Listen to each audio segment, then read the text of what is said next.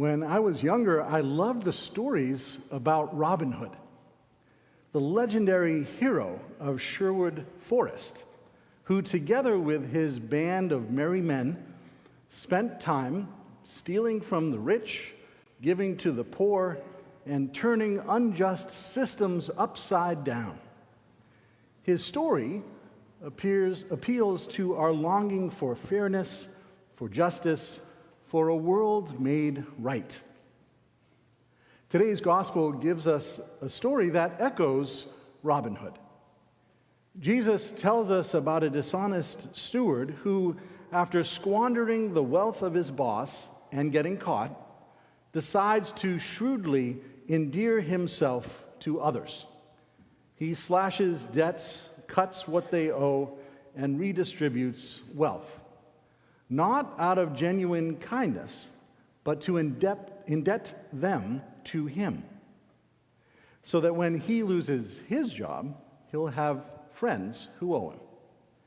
By all accounts, this man is dishonest, manipulative, and self-serving. And yet, to our shock, his boss praises him. And then, even more shocking, Jesus commends his example. What is going on here? Jesus is not telling us to engage in corruption. Rather, he is lifting up the steward's willingness to step outside the normal order of things, to disrupt the corrupt system, and in doing so, to loosen the chains of exploitation. Like Robin Hood, the steward undermines an unjust order. That is the heart of the gospel message we have heard all summer as we have been moving through these passages from Luke. In the realm of God, the tools of oppression are stripped of their power. In God's kingdom, debts are forgiven. The poor are lifted up. The oppressed are set free. In God's kingdom, the world is turned upside down, and mercy, not money, becomes the true currency. So when Jesus praises the steward's shrewdness, he is not endorsing dishonesty.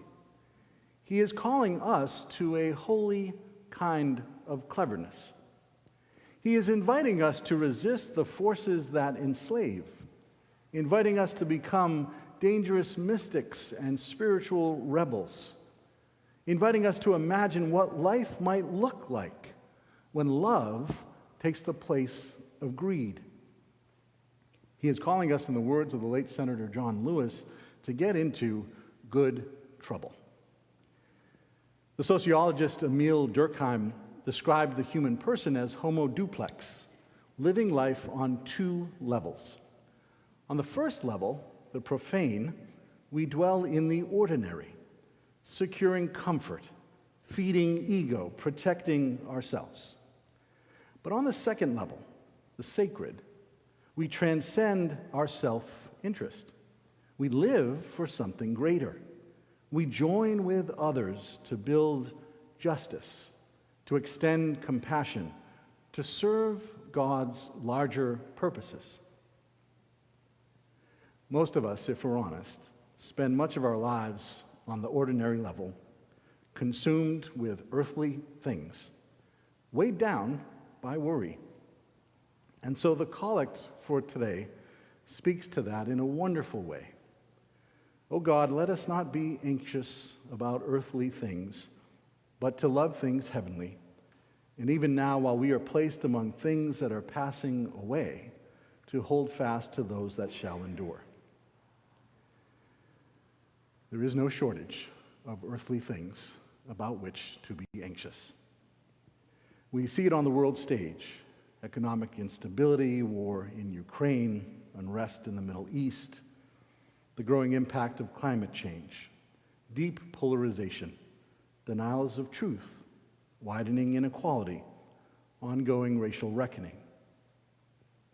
And there are also the personal anxieties that each of us carry: illness, strained relationships, aging parents, worries for our children, concern for the future. The list gets long, the burdens are real, and they weigh heavily. But the gospel calls us not to live chained to these anxieties, but to look higher, to lift up and fix our eyes on what endures. When you look through the lens of the gospel, what does endure? Not wealth, not power, not the bright, shiny things that easily distract us. Those belong to the realm of the profane, the ordinary. However, it's important to note that this parable is not about demonizing wealth. That reading is too simplistic and easy and feeds into polarized thinking. Rather, when wealth is placed in God's service, when it is used as a tool of compassion, to lift burdens, to heal wounds, to bless others, then it becomes a holy instrument, not an idol. The bottom line of the gospel is not the accumulation of wealth. The bottom line of the gospel is the spreading of compassion. Compassion over currency. Our currency is compassion. Compassion endures. Compassion builds the kingdom. Compassion is the currency of the gospel. And in his own flaws, even the dishonest steward glimpsed that truth in a Robin Hood sort of way. By loosening debts, he spread a measure of mercy. Shocking to us, perhaps, but in reality, God does use the imperfect and the broken.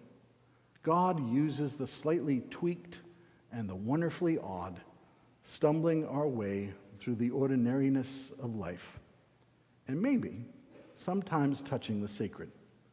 God uses the unlikely heroes who become unexpected saints. And this is where one of my favorite lines from Leonard Cohen in his song Anthem sums it all up. Ring the bells that still can ring. Forget your perfect offering. There's a crack in everything. That's how the light gets in. If we're honest with ourselves, we're all a little cracked. Our world is a little cracked. And if we look at the gospel, that's how God's light gets in.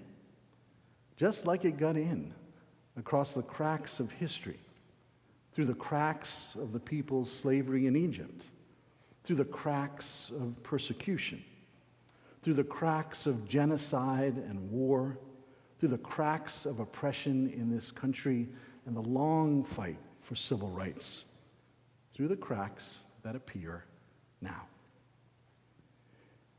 Jesus' own life is cracked open on the cross. And then, through the fractured prism of that cross, shines the resurrection rainbow light, illuminating everyone as children of God across the spectrum of our humanity. The sacred is found in the ordinary, redeeming it from within.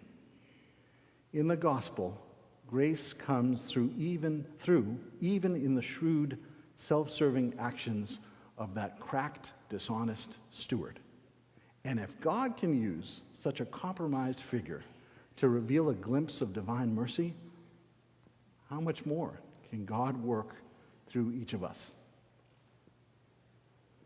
Help us, O God, not to be anxious about earthly things, but to love things heavenly. And even now, while we are placed among things that are passing away, to hold fast to those that shall endure. St. Paul reminds us what those enduring things are: faith, hope, love. The greatest of these is love.